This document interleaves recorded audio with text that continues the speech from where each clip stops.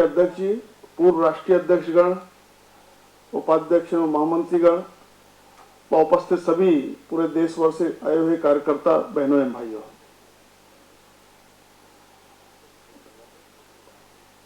बंगाल वालों ने स्वागत किया क्योंकि मैं बंगाल से बागडोगरा से चलकर आ रहा हूं। मेरा कल सिक्किम का प्रवास था, तो सिक्किम से आज 5 बजे चले। थोड़ा ये लग रहा था कि रास्ते में दार्जिलिंग के कारण बंद वगैरह है, क्योंकि ममता बनर्जी वहां जा रही हैं, तो दार्जिलिंग के राजनीतिक दलों ने सभी घर के अंदर बंद रहें ऐसा एक आह्वान किया, जनता कर्फ्यू। तो मैं सोच रहा था कि जनता कर्फ्यू में हम लोगों को भी निकलने का रास्ता मिलेगा कि नहीं मिलेगा पता नहीं, तो आपकी बैठक तक पहुंचना होगा नहीं होगा, लेकिन सिक्किम रोड उन्होंने फ्री की थी और इसलिए आपकी बैठक में आना संभव हुआ। कल से बहुत सारी बातों की चर्चा हुई होगी और स्वयं राष्ट्रीय अध्यक्ष जी ने उद्घाटन किया। मैं आज एयरपोर्ट से आते आते देख रहा था समाचार पत्रों में, आज अल्पसंख्यक मोर्चा ही छाया हुआ है। तो कुछ अल्पसंख्यक मोर्चे की गतिविधि, कुछ राष्ट्रीय अध्यक्ष जी का उद्बोधन, तो सभी जगह अल्पसंख्यक बीजेपी की गतिविधियों में मुझे लगता है 75% आज अखबारों में स्पेस अल्पसंख्यक मोर्चे ने लिया अध्यक्ष जी है।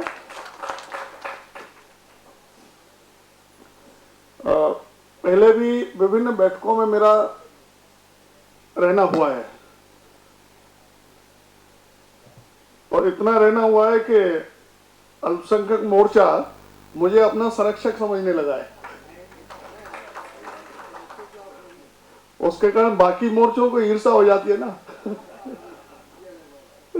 तो उन्हें लगता है कि हमारे यहां भी उतना ही आना चाहिए।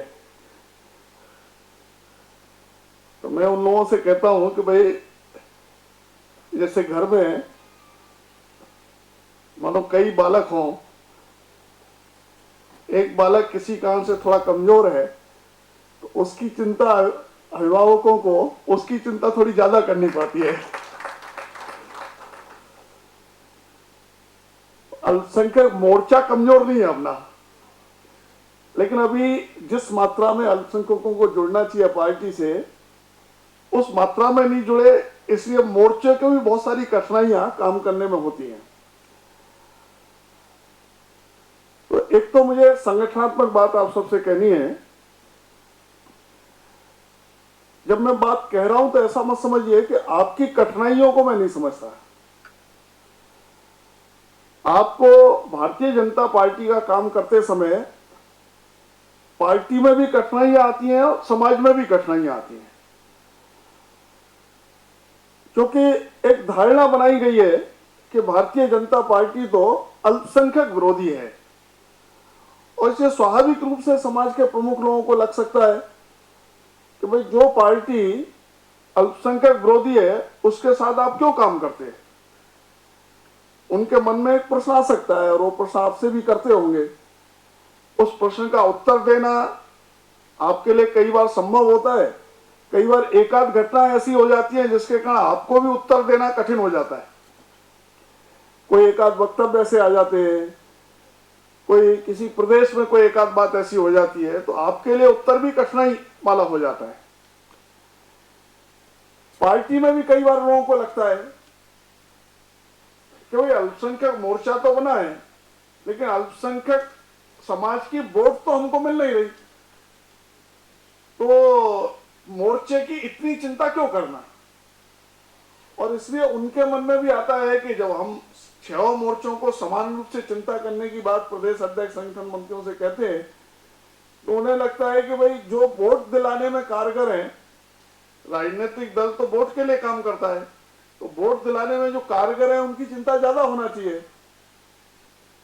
जब उनको हमारे जैसे लोग ये बताते हैं कि नहीं, जिन कठिन परिस्थितियों में अल्पसंख्यक मोर्चे के कार्यकर्ता अपने समाज में काम करते हैं, पार्टी का काम करते हैं, ऐसे में उनकी पीठ ज्यादा भारी करने की जरूरत है, क्योंकि उनके सामने कठिनाइयां ज्यादा है।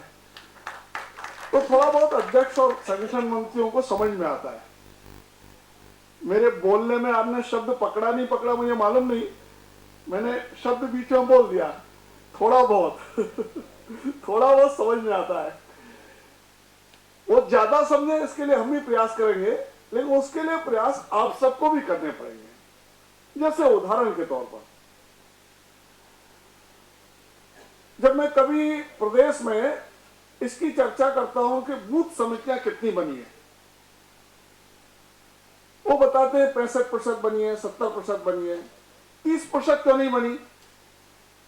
तो आप जानते हैं उनका उत्तर क्या मिलता है कि इसमें से अधिकांश अल्पसंख्यक समाज के बूथ हैं, इसलिए नहीं बनी। उसमें यदि अल्पसंख्यक मोर्चे के कार्यकर्ता बैठे होते हैं तो मैं जानबूझकर उनको खड़ा करके कहता हूं कि इस काम को थोड़ा आप अपने हाथ में लो। तो मेरा आप सबसे कहना है,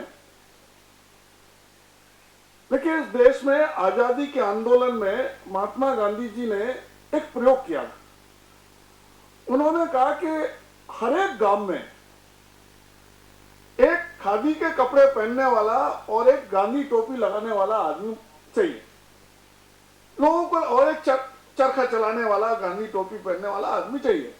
लोगों को लगा कि एक आदमी से क्या होगा।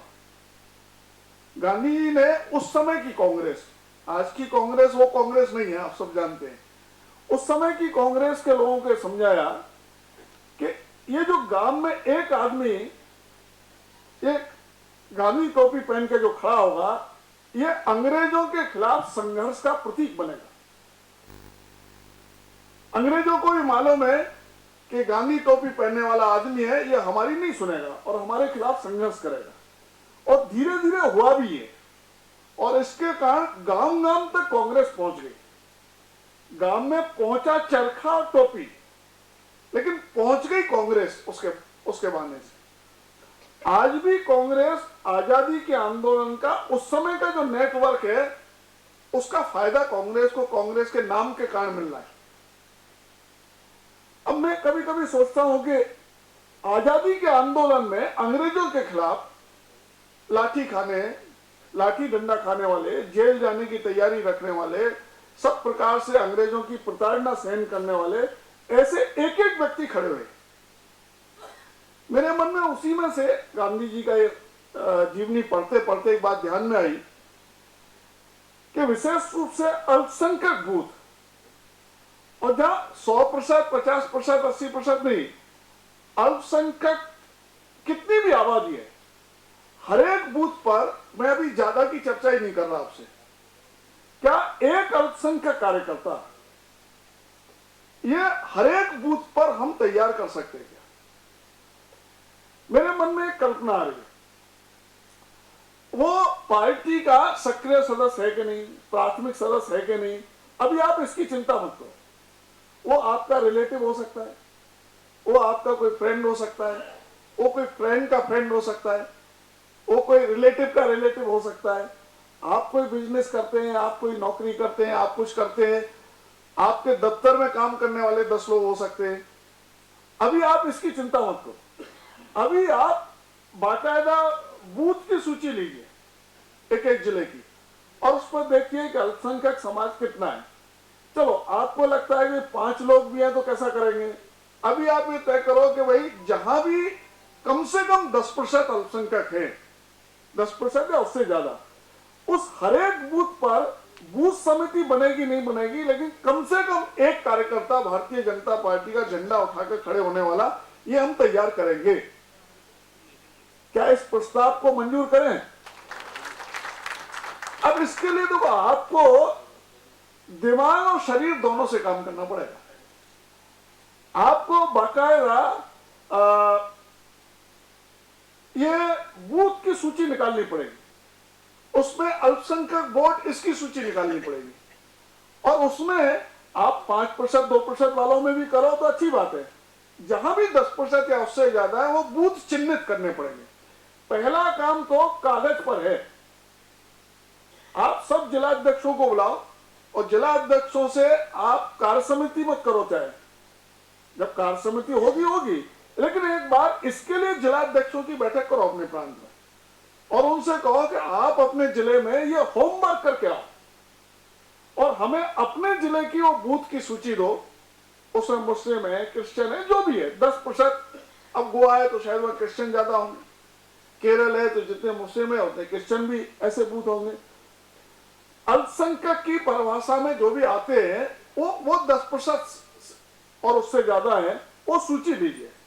फिर उनसे कहिए कि भाई आगे के 1 महीने में आप इस पर एक एक व्यक्ति सोचो और उस व्यक्ति का नाम, फोन नंबर, संभव है तो फोटो सहित ये आप जिले में लो और फिर बाद में प्रदेश में जमा करो। आज हम 2 सितंबर को बैठे, मैं आपको अक्टूबर एंड तक का समय देता हूं, 1 महीना नहीं। कितना महीना? 2 महीना पूरा। अक्टूबर एंड तक 2 महीने तक एक बार ये आप होमवर्क करो। जैसे मैंने कहा आजादी के आंदोलन में एक ग्राम में एक, इसी तरह से अभी एक अल्पसंख्यक बूथ पर एक भाजपा का कार्यकर्ता। जहां अच्छा काम है हमारा, वहां पूरी समिति बना दीजिए, 10 लोगों की, 15 लोगों की, 20 लोगों की। जहां नहीं है वह एक व्यक्ति खड़ा करे। और ये आपको छूट दी है कि भाई वो सदस्य है नहीं है इसकी अभी चिंता मत करो, बाद में उसको सदस्य बनाओ, लेकिन पहले एक व्यक्ति तय करो। संगठनात्मक दृष्टि से इतना करें। दूसरा, पार्टी की ओर से हमने एक योजना दी है, एक 8-8, 10-10 बूथ पर संविधान में ग्राम केंद्र और शहर केंद्र ऐसा शब्द प्रयोग है। कहीं कहीं उसको शक्ति केंद्र कहते हैं, कहीं कोई और नाम भी किसी प्रांत में दिया होगा। जो भी नाम आपके प्रांत में दिया हो, आप अल्पसंख्यक मोर्चे की ओर से हर एक 10 बूथ पर एक कोई थोड़ा सीनियर कार्यकर्ता तय करो। अब मानो किसी प्रदेश में 5000 बूथ पर अल्पसंख्यक 10% या उससे ज्यादा है, आप 5000 कार्यकर्ता तय करेंगे। 5000 लोगों को बुलाना ये कठिन विषय कभी भी, लेकिन 10 बूथ पर एक हुआ तो 500 ही हुए। 500 लोगों की बैठक आप कभी भी प्रदेश में कर सकते हैं। और एक के अंतर्गत कितने बूथ हैं? एक के अंतर्गत कितने आएंगे? 10 बूथ आएंगे। उस व्यक्ति का 10 बूथ तक लाइव कांटेक्ट होना यह कठिन बात है क्या? नहीं है। मंडल अध्यक्ष के अंतर्गत 100 बूथ आएंगे, मंडल अध्यक्ष का लाइव कांटेक्ट 100 बूथ तक हो सकता है क्या? नहीं हो। 100 तक कठिन पड़ेगा ना, एकदम 100 बूथ तक, लेकिन 10 बूथ तक आप आसानी से हो सकता है। अब बहुलों की दृष्टि से 10 की जगह 11 होता है, 10 की जगह 9 होता है, वो आप देख लो। एवरेज 10 बूथ पर एक व्यक्ति तय करो। उसको आप जो भी नाम आप जो प्रांत में आपका नाम दिया गया हो, आप उस हिसाब से उसका नाम दो। यह संगठनात्मक नेटवर्क। बाकी आपका मंडल अध्यक्ष होगा, बूथ और मंडल के बीच में एक व्यक्ति ऐसा तय करो, 10 बूथ पर एक। मंडल की बैठक में ये 10-10 बूथ पर जो एक इंचार्ज है, उनको भी मंडल की बैठक में बुलाना शुरू करो। जिले की बैठक में आप मंडल अध्यक्ष बुलाते हो तो इन लोगों को भी बुलाओ। मानो एक जिले की बैठक में ऐसे हो सकता है 50 लोग हो, तो आपकी जिले की बैठक में 50 संख्या बढ़ जाएगी। यह भी हो सकता है कि मंडल के पदाधिकारियों में से ही ये 10-10 पर एक मंडल के पदाधिकारियों में से ही आप तय करो। नहीं तो मंडल के पदाधिकारियों को लगता है हमारे लिए काम क्या है, मंडल अध्यक्ष के लिए काम है, उपाध्यक्ष के लिए काम क्या है। उपाध्यक्ष से कहो ये 10 बूथ है तुम्हारा काम है, मंडल के मंत्री से कहो ये 10 बूथ तुम्हारा काम है। यानी अभी स्पेसिफिक वर्क दो आप उनको, 10 बूथ की चिंता करनी। हमारे पार्टी में सभी लोगों को, अभी मध्य प्रदेश में चुनाव है, छत्तीसगढ़ में चुनाव है, राजस्थान में, दिल्ली में, वहां भी हमने व्यवस्था की है। प्रदेश अध्यक्ष और मुख्यमंत्री को भी कहा है कि आप भी 10 बूथ अपने जिम्मे लो। गुजरात के चुनाव की बहुत चर्चा होती है,